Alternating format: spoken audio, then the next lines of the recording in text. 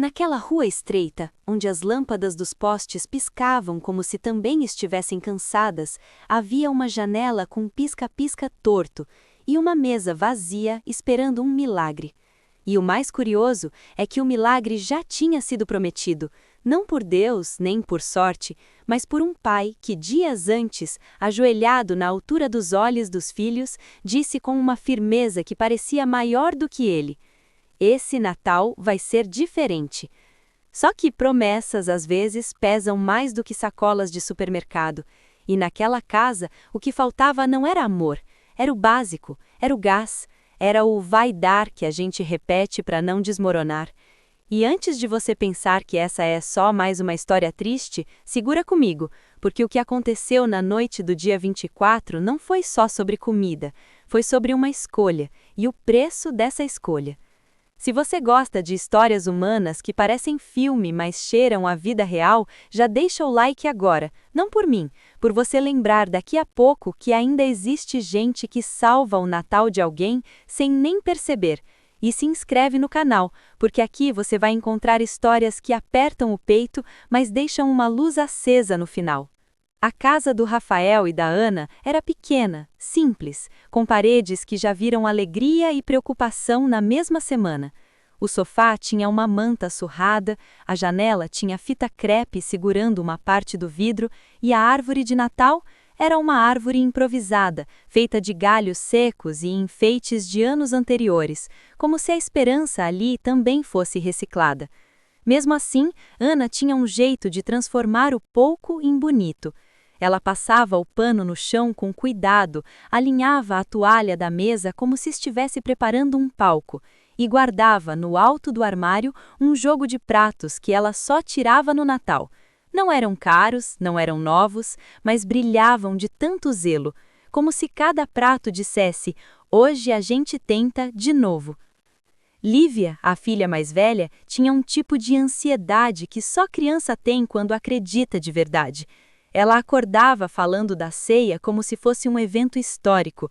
"Mãe, esse ano vai ter frango, vai ter farofa, vai ter aquela batata, como é o nome? Maionese?" E Ana ria com aquele sorriso que é metade carinho, metade disfarce. "Vai ter o que tiver, meu amor, e vai ser lindo." E quando Lívia perguntava da uva passa, Ana sempre fazia uma careta engraçada, porque no fundo ela também achava estranho, mas sabia que em mesa de Natal tem coisas que são mais tradição do que gosto. Davi, com 5, não entendia contas, não entendia atraso, não entendia por que o pai suspirava olhando para o celular. Ele entendia cheiros. O cheiro de Natal para ele era frango assando, panela borbulhando, açúcar queimando na calda e a casa cheia de risada. Davi vivia encostando o nariz na cozinha como se o nariz dele fosse um relógio que marcava o tempo. "Tá pronto?" ele perguntava, sempre cedo demais. E Dona Cida, a avó, morava com eles desde que ficou viúva. Ela não falava muito, mas quando falava, parecia que as palavras tinham passado por muitas noites. Ela tinha um ritual. Na véspera de Natal, ela acendia uma vela na cozinha e ficava olhando a chama em silêncio.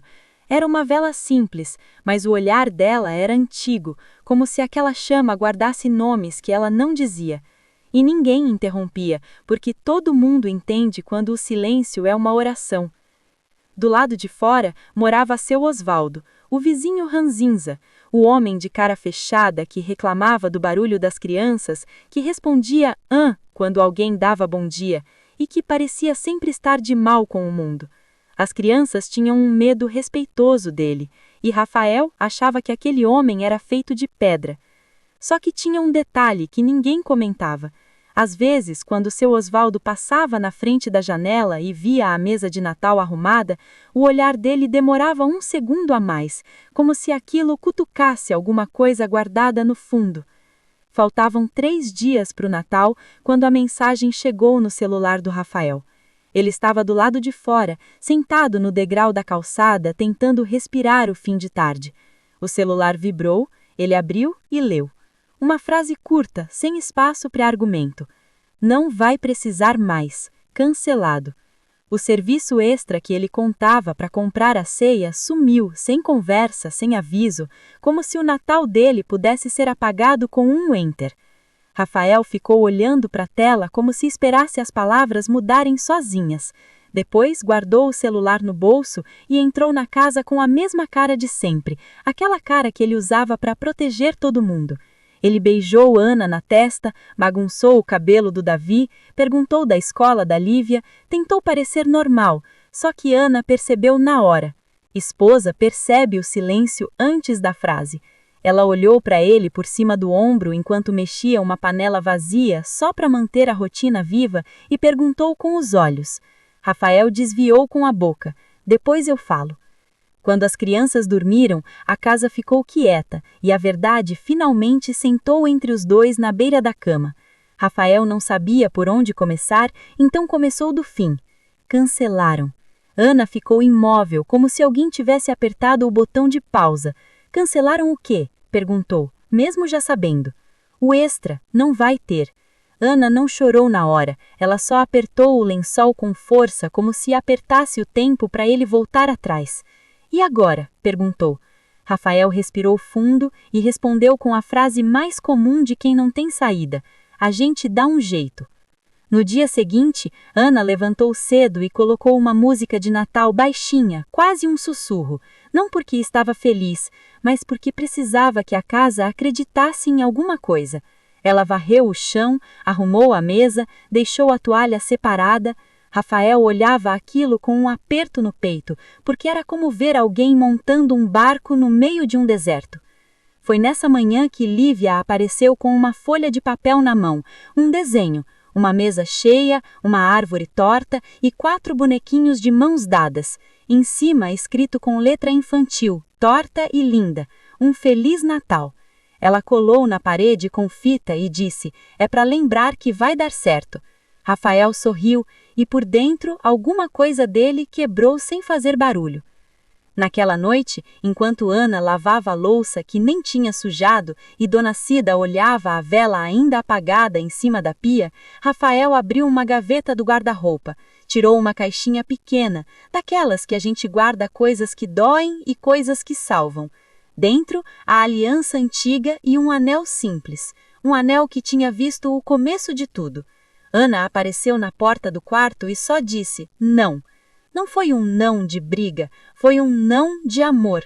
Rafael respondeu sem olhar, é só um anel. Ana se aproximou e falou baixinho, como se tivesse medo de acordar a dor.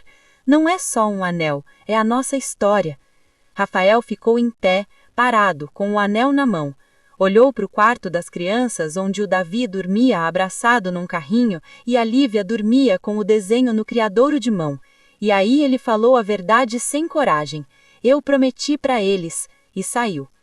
A chuva começou fina, como quem só queria assistir. Rafael caminhou até uma lojinha de penhor no centro com o anel no bolso parecendo uma pedra. Cada passo parecia dizer desculpa, desculpa por não dar, desculpa por não ser suficiente. Quando ele entrou, o lugar tinha cheiro de metal velho e promessa quebrada. O dono olhou o anel rápido, como se fosse só mais um objeto, e falou um valor pequeno, pequeno demais. Rafael sentiu o rosto esquentar, como se o começo do casamento dele valesse menos que uma compra no mercado. Ele quase pegou o anel de volta, quase desistiu, quase saiu dali com dignidade e fome, até que o celular vibrou. Uma mensagem da Ana, uma foto do desenho da Lívia na parede e uma frase, eles estão animados, só isso. E às vezes 2 palavras são o que empurram um homem para fazer o que ele odeia fazer. Rafael fechou os olhos por um segundo e aceitou. Saiu dali com notas amassadas no bolso e uma sensação de vazio que não era de dinheiro, era de memória. Ele foi direto ao mercado do bairro, tentando transformar aquela dor em sacola. Pegou arroz, feijão, um frango congelado, farofa, um molho simples e um pacote de macarrão. Nada de luxo, nada de uva passa, mas era uma tentativa de Natal. No caminho de volta, o peso das sacolas parecia leve comparado ao peso do que ele tinha deixado no balcão.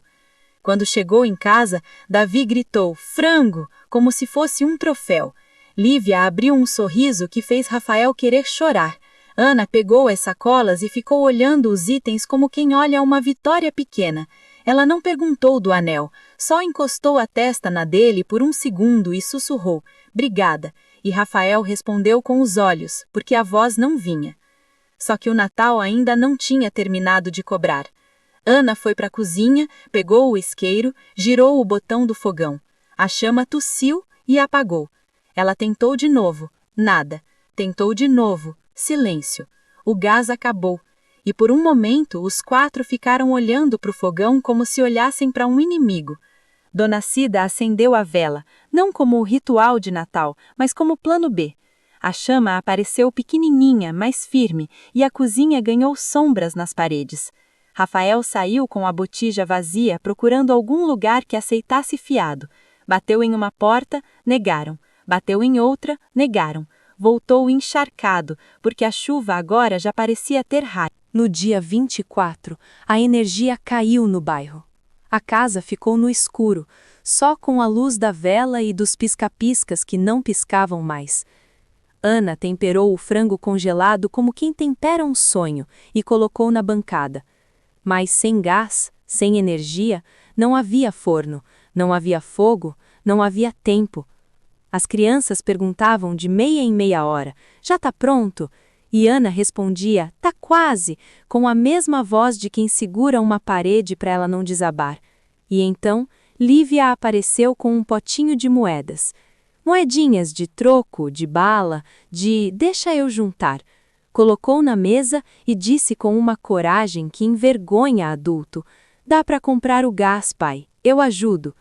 Rafael devolveu o potinho devagar. "Isso é seu", e Lívia respondeu, "É nosso". A palavra nosso doeu mais do que qualquer conta, porque nenhuma criança deveria tentar comprar o Natal. Rafael saiu de novo, tentou bico em tudo quanto é canto, carregou caixa no mercado, ajudou a descarregar um caminhão, fez favor com o corpo cansado. Quando foi tentar comprar o mínimo com o pouco que tinha sobrado, o cartão recusou. Uma vez, 2, 3, e o "transação não aprovada" pareceu alto demais, como se o mercado inteiro tivesse ouvido a derrota dele. Marina, uma funcionária do caixa, viu aquilo de longe e reconheceu o olhar. Aquele olhar que não pede, mas implora por dentro. Ela chamou Rafael para o canto e perguntou baixinho, "Hoje é Natal, né?" Rafael não respondeu, só assentiu. Marina mordeu o lábio, olhou para o movimento do mercado e disse, "Espera aqui". Ele ficou parado, sem saber se aquilo era ajuda ou mais vergonha, e então o celular vibrou. Uma mensagem do seu Osvaldo, o vizinho ranzinza, curta, estranha, direta. "Se puder, passa aqui quando voltar". Rafael franziu a testa. Seu Osvaldo nunca chamava ninguém, nunca. Por que chamaria justamente hoje? Marina voltou com uma sacolinha discreta, amarrada. Dentro, um panetone pequeno, uma lata de ervilha, um pacote extra de arroz. Ela falou rápido, como quem não quer dar tempo para o orgulho reagir. "Leva, de verdade. Feliz Natal". Rafael tentou recusar, mas não conseguiu. Só agradeceu com os olhos e saiu na chuva com a sacola e a mensagem queimando no bolso. Em casa, Ana arrumou a mesa do mesmo jeito, como quem diz para o mundo, "Pode faltar tudo, mas aqui a gente ainda tenta". Toalha esticada, pratos brilhando, copos alinhados, uma vela no centro e quase nada para colocar em cima. Davi olhou para o frango congelado e perguntou com a inocência que corta, "Cadê o Natal?" Ana respirou fundo, segurou a mão dele e disse, "O Natal tá aqui". Só que a voz dela falhou no final, como se até ela tivesse medo de mentir. Rafael colocou o pouco que tinha na mesa. O macarrão, o molho, o pão que conseguiu, o panetone pequeno como um prêmio raro. E ficou aquele silêncio esquisito, o silêncio de quando todo mundo está tentando não chorar na frente do outro. Rafael lembrou da mensagem do seu Osvaldo e tomou uma decisão sem explicar. Pegou o casaco e disse, "Já volto". Ana perguntou, "Vai aonde, Rafael?" Ele hesitou e respondeu, resolver uma coisa, e saiu. Ana ficou olhando a porta fechada, e pela primeira vez uma lágrima caiu. Só uma, rápida, como quem não tem tempo para sofrer. Dona Cida encostou a mão no ombro dela e falou baixinho: às vezes o Natal testa a gente para ver se a gente ainda acredita. Ana não respondeu, porque acreditar naquela noite estava caro. Rafael atravessou a rua e bateu na porta do seu Osvaldo. Uma vez. Duas. Demorou. E quando a porta abriu, não foi a voz do homem que apareceu primeiro. Foi um cheiro. Um cheiro quente, cheiro de comida pronta, cheiro de casa viva. O seu Osvaldo estava ali, com o rosto menos duro, mas mais cansado. Entra rápido, tá chovendo, ele disse, como se estivesse irritado com a própria gentileza. Rafael entrou e viu uma mesa posta, uma travessa grande coberta com papel alumínio, arroz soltinho, farofa, um frango dourado, bonito, com pele brilhando, como aqueles de foto. Rafael ficou parado, sem entender se aquilo era real. O seu Osvaldo percebeu o choque e falou, seco: eu faço ceia todo ano. Rafael engoliu. Mas o senhor mora sozinho. O seu Osvaldo olhou para o canto da sala. Tinha uma foto antiga de uma mulher sorrindo, e a voz dele falhou pela primeira vez. Eu moro, desde que ela foi, mas eu continuo fazendo. É teimosia, ou saudade, não sei. Rafael não soube o que dizer, ficou em silêncio, e o silêncio ali não era vergonha, era respeito. O seu Osvaldo respirou fundo e continuou, sem encarar. Eu vi o desenho da sua menina na parede, vi sua mesa arrumada, vi você indo e voltando, tentando. Ele parou, como se a próxima frase pesasse. Eu já passei por isso, e cansei de jantar com fantasma. E então, ele pegou a travessa com as duas mãos, como carregando algo frágil, e colocou no colo de Rafael. Leva. Rafael tentou recusar. Eu não posso. O seu Osvaldo cortou, rápido, quase bravo. Pode sim. Isso não é favor. É um jeito de eu não ficar sozinho hoje. Rafael saiu de lá tremendo, não de frio, de uma emoção que ele não sabia nomear. A travessa quente parecia esquentar até as partes dele que estavam congeladas há tempo. Quando chegou em casa, a energia ainda não tinha voltado, a vela ainda estava acesa, a mesa ainda estava quase vazia. Ana abriu a porta e por um segundo achou que era só chuva no casaco dele, até ver a travessa. Ela levou a mão à boca. Lívia levantou devagar. Davi correu e perguntou: é frango? Rafael assentiu e não conseguiu falar, só colocou a travessa na mesa e o cheiro tomou a casa como um abraço antigo. Ana sussurrou: de onde veio isso? Rafael respondeu: do seu Osvaldo, e por um momento ninguém soube o que sentir primeiro, surpresa, gratidão ou aquela vergonha boa de perceber que a vida ainda dá presente. E então alguém bateu na porta. O coração de Ana apertou. Lívia segurou a mão da avó. Rafael pensou: agora vem cobrança, agora vem problema, agora o Natal volta a machucar. Ele foi até a porta e abriu. Era o seu Osvaldo, molhado, segurando uma sacola com pão e um refrigerante barato, sem sorriso, mas com um olhar diferente, um olhar que parecia pedir permissão. Ele pigarreou desconfortável com a própria coragem e disse: Eu trouxe isso também. Silêncio. E então ele completou, olhando para o chão: não sei ficar sozinho hoje. Dona Cida se levantou devagar e disse: então não fica, e puxou uma cadeira, como se aquilo fosse a coisa mais natural do mundo. A mesa ficou maior sem aumentar de tamanho, porque mesa de verdade não é madeira, é presença. Eles comeram à luz de vela. O frango foi dividido como se fosse mais do que comida. Foi dividido como se fosse um pedido de desculpas que ninguém precisou dizer, como se fosse recomeço. Lívia mostrou o desenho para o seu Osvaldo. Eu fiz pra gente, ela disse, e ele segurou o papel com um cuidado que denunciava que ele estava se segurando também.